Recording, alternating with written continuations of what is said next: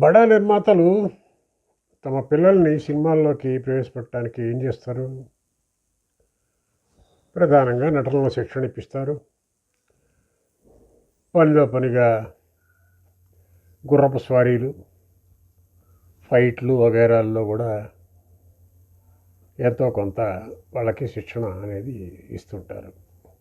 కండలు ఎలా పెంచాలి, సిక్స్ ప్యాక్లు ఎలా తెచ్చుకోవాలి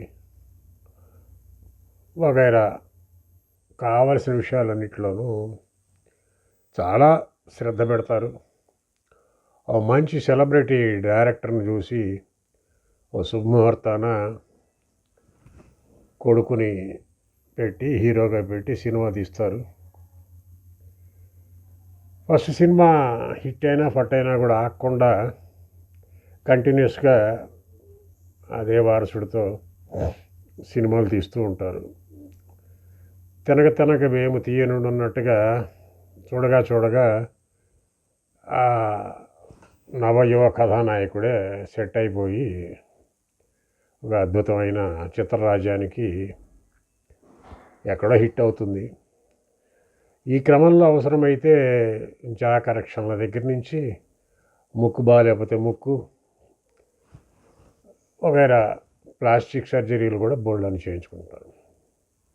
ఇక్కడ మర్చిపోయేది ఏంటంటే వాళ్ళు ఈ విద్యలన్నీ అవసరమే, కానీ దీనికి మించిన విద్యలు కూడా ఇంకా చాలా ఉన్నాయి. వాటి మీద కూడా శ్రద్ధ పెడితే మనము ప్రస్తుతం చూస్తున్న చాలా వైపరీత్యాలని మొగ్గలోనే తుంచేసే ఇది వస్తుంది మనకి. గుజరాతీ వ్యాపారులు ఆ మధ్య పత్రికలో చూశాను. ఒక గుజరాతీ వ్యాపారి తన వారసుడికి బిజినెస్ అప్పచెప్పడానికి ముందు లోకం మీద వదిలేస్తాడు. నా పేరు చెప్పకుండా నువ్వు ఒక 6 నెలలు గడిపిరా, 6 నెలలు సక్సెస్ఫుల్గా నువ్వు వ్యాపారం చేసి నీ అంతటి నువ్వు మూటలే మోస్తావు, ఇంకేం చేస్తావో నాకు అనవసరం. చివరికి నువ్వు నీ అనుభవాలన్నీ ఇది చేసుకుని సక్సెస్ఫుల్గా నిలబడితేనే నా వ్యాపార సామ్రాజ్యాన్ని నీకు అప్పచెప్తాను. అలా తండ్రి పేరు చెప్పుకోకుండా స్వతంత్రంగా కాళ్ళ మీద నిలబడి డెలివరీ బాయ్స్గా పనిచేసి రకరకాల వృత్తుల్లో చూసి వాళ్ళు రాడు తేలి ఆ సామ్రాజ్యానికి సక్సెస్ఫుల్ వారసుడుగా నిలబడ్డ వాళ్ళు చాలామంది ఉన్నారు. ఎందుకు ఇటువంటి విషయం పరీక్ష పెడుతున్నారు అంటే, వ్యాపారం అనేది ఏదో తండ్రి నుంచి వచ్చేసింది కాకుండా తాను అర్థం చేసుకుని ప్రజలతో మమేకమయ్యి ప్రజల కష్టాలేంటి, నష్టాలేంటి, ఆ కాయ కష్టంలో ఉన్న శ్రమ ఏమిటి, ఆ డబ్బు సంపాదనలో ఎటువంటి ఒడిదుడుకులు ఎదుర్కోవాలి, ఎటువంటి మోసగాళ్ళను ఫేస్ చేయాలి, ఇవన్నీ స్వయంగా తెలుసుకున్నప్పుడు మాత్రమే వ్యాపారంలో రాణిస్తారు అనే ఒక కనీస సూత్రాన్ని దృష్టిలో పెట్టుకుని వాళ్ళు నిజానికి వాళ్ళ సినిమా నటులనే అనుకోనక్కర్లేదండి. కాలపు యూత్ కూడా తమకు సంబంధం లేని విషయాలు ఏమీ పట్టించుకోవట్లేదు. యూత్లో 2 రకాల వాళ్ళని నేను గమనిస్తున్నాను. బాగా అవేర్నెస్ ఉండి సివిల్స్, గ్రూప్ 1 ఇట్లాంటి పోటీ పరీక్షలకు సిద్ధమవుతున్న వాళ్ళు, మంచి అనలిటికల్ కెపాసిటీస్ ఉండి రాజకీయ అవగాహన ఉన్నవాళ్ళు ఒక జనరేషన్ కనబడుతుంది. మరోపక్క అసలు తమ వృత్తి తప్పితే ఇంకేది పట్టించుకోని తరం కూడా యూత్లోనే కనబడుతుంది. ఈ దేశ ప్రధాని అంటే ఎవరో చెప్పలేరు.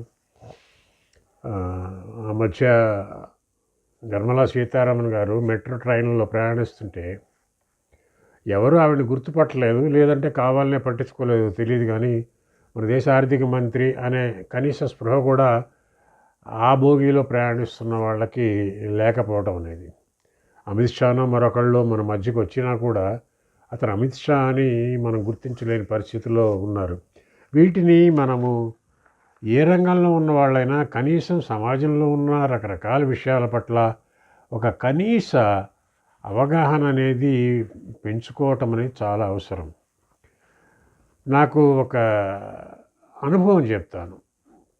చాలా ఏళ్ల క్రితము మహబూబ్నగర్ జిల్లాలో ఒక ట్రైనింగ్ ప్రోగ్రామ్ ఇవ్వటం కోసం నేను వెళ్ళాల్సి వచ్చింది. నాతో పాటు ఆ రోజు ఆ ప్రోగ్రాంలో చీఫ్ గెస్ట్గా పాల్గొనడానికి కాంగ్రెస్ లీడర్ ఎన్ తులసిరెడ్డి గారు కూడా వచ్చారు.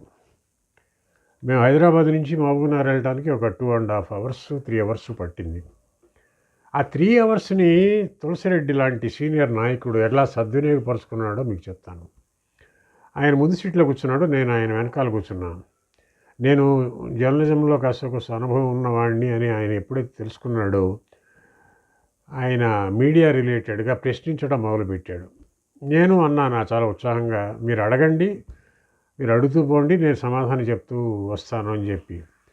ఆయన మొత్తం ఆ ప్రయాణం అంతా కూడా ప్రశ్నిస్తున్నాడు. పత్రికలు అంటే ఏంటి, పత్రికలు రేట్లు ఏమిటి, ఎందుకు తక్కువగా ఉంటుంది, ఈ మొత్తం సమాచారం నేను చెప్పే విషయాలను ఆధారం చేసుకుని మళ్ళీ కొత్త సందేహాలు నా ముందు ఉంచడము, నేను చెప్పడము.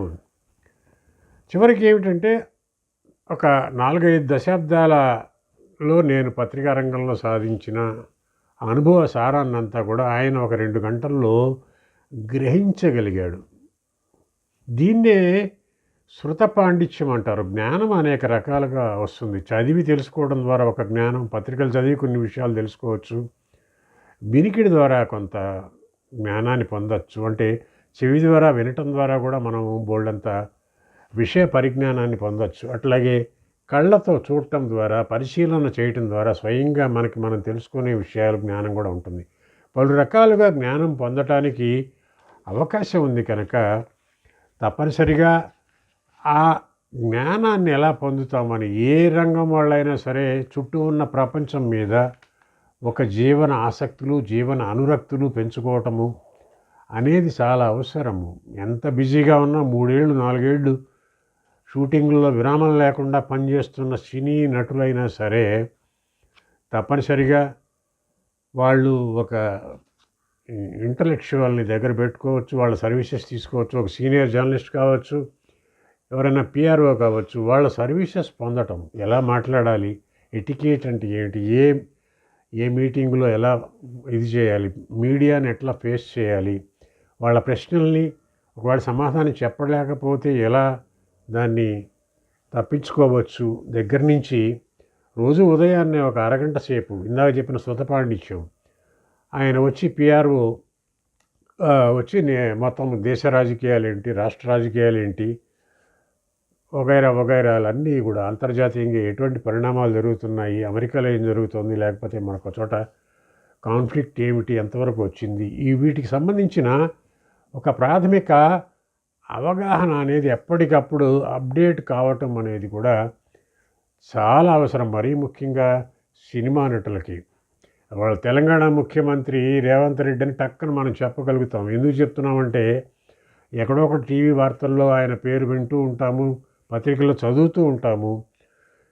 అది పేరు నలుగుతూ ఉంటుంది కనుక మన నాలుక మీద ఆ పేరు ఉంటుంది.